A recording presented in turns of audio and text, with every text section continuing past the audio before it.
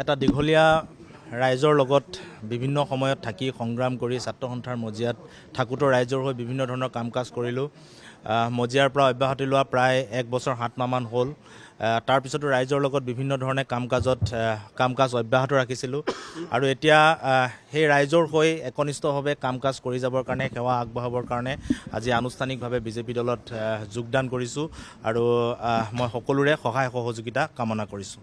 আমাৰ অসমত বাস কৰা প্ৰতিগৰাকী মানুহৰ মন সদায় জাতীয়তাবাদী, কিন্তু ৰাষ্ট্ৰীয় দলত থাকিও আমি জাতীয়তাবাদী চিন্তা চৰ্চাৰে গোটেই অসমখনৰ কাৰণে কাম কাজ কৰিবৰ কাৰণে আমি আগবাঢ়ি যাব লাগিব। আজি RSSৰ কথা আমি বিভিন্ন সময়ত কৈ থাকোঁ, কিন্তু RSSে যিখন ৰাজ্যলৈ যায় সেই ৰাজ্যখনতে তেখেতসকলে সেই ভাষাটোৰ ওপৰত সদায় কাম কাজ কৰি আহিছে। আমি অসমতো দেখিছোঁ প্ৰায় 540খন অসমীয়া মাধ্যমৰ বিদ্যালয় খুলিছে, য'ত শংকৰদেৱ শিশু নিকেতন, সৰস্বতী শিশু নিকেতন আদি কৰি 540খনৰো অধিক অসমীয়া মাধ্যমৰ বিদ্যালয় খুলি অসমীয়া মাধ্যমটোক, অসমীয়া ভাষাটোক আগবঢ়াই লৈ গৈছে।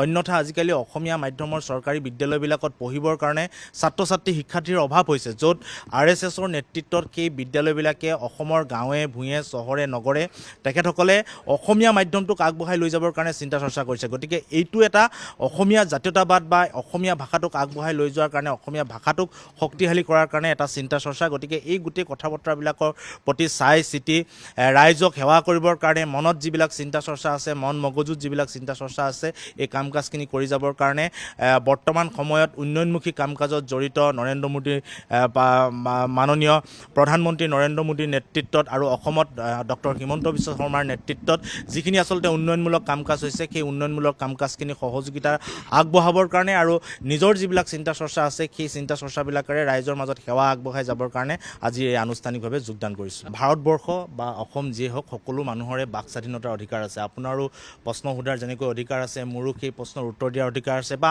আন কাৰোবাৰ, যিহেতু মই ৰাজহুৱা ব্যক্তি হিচাপে ৰাইজে মোৰ কিছুমান ধনাত্মক কথা ক'ব, কিছুমান ঋণাত্মক কথা ক'ব, গতিকে সকলোবিলাক কথা বতৰা কোৱাৰ অধিকাৰ আছে। গতিকে মই এটা কথাই জানো, জীৱনৰ যিবিলাক ঘাট প্ৰতিঘাত ধুমুহা, এই সকলোবিলাকৰ পৰা এটা কথাই লক্ষ্য কৰিছোঁ, মানুহে যাক ভাল পায় তাকহে সমালোচনা কৰে।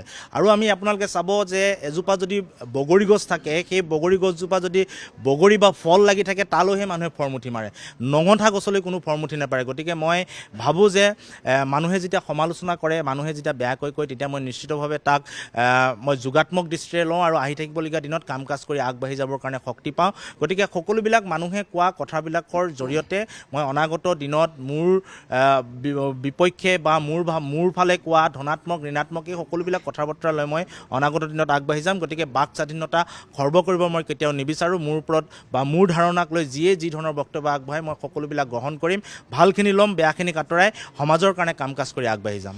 আমি যেতিয়া ছাত্ৰ সন্থাত আছিলোঁ, তেতিয়া কা যিখন আন্দোলন আছিল, সেই আন্দোলনখন আমি উচ্চতম ন্যায়ালয়ৰ মজিয়াত আমি পাইছিলোঁ আৰু এতিয়াও কা আন্দোলনখন কা বিষয়টো উচ্চতম ন্যায়ালয়ৰ বিচাৰাধীন হৈ আছে। গতিকে উচ্চতম ন্যায়ালয়ে যি ৰায় দিব, সেই ৰায় সমগ্ৰ বিশ্বই বা সমগ্ৰ ভাৰতবৰ্ষ অসমে মানি ল'বৰ কাৰণে বাধ্য হ'ব। আচলতে মোৰ মনটো খুব চফা, গতিকে মই মানুহে কৰা ষড়যন্ত্ৰ মই কেতিয়াও দেখা নাপাওঁ। আৰু যদি কোনোবাই ষড়যন্ত্ৰ কৰিছে, আপোনালোকে যদি দেখিছে, তেনেহ'লে মই ভাল পাইছোঁ আজি দেখাই দিয়াৰ কাৰণে। ময়ো আপোনালোকৰ দৃষ্টিৰে চাবৰ কাৰণে চেষ্টা কৰিম। গতিকে মই এটা কথা ভাবোঁ যে ভগৱানে সদায় ভাল চকুৰে চাব লাগে। মানুহে যদি হিংসা কৰে উন্নতি হয়, ভগৱানে হিংসা কৰিলে অধুন্নতি হয়। গতিকে মই সেই সকলোবিলাকক মই সদায় যোগাত্মক দৃষ্টিৰে লওঁ আৰু মোৰ মনটো চফা কাৰণে কেতিয়াও মই ঋণাত্মক দৃষ্টিভংগীৰে কাৰো আচলতে বক্তব্যবিলাক নাচাওঁ। গতিকে আজি আপুনি যিহেতু উদঙাই দিছে মোৰ শুভাকাংক্ষী হিচাপে, মই নিশ্চিতভাৱে আজিৰ পৰা সেইখিনি তন্নকৈ চাবৰ কাৰণে চেষ্টা কৰিম। আপুনি এগৰাকী যুৱ নেতা, গতিকে ইউথক কানেক্ট কৰাত আপুনি কেনেধৰণে কাম কৰিব?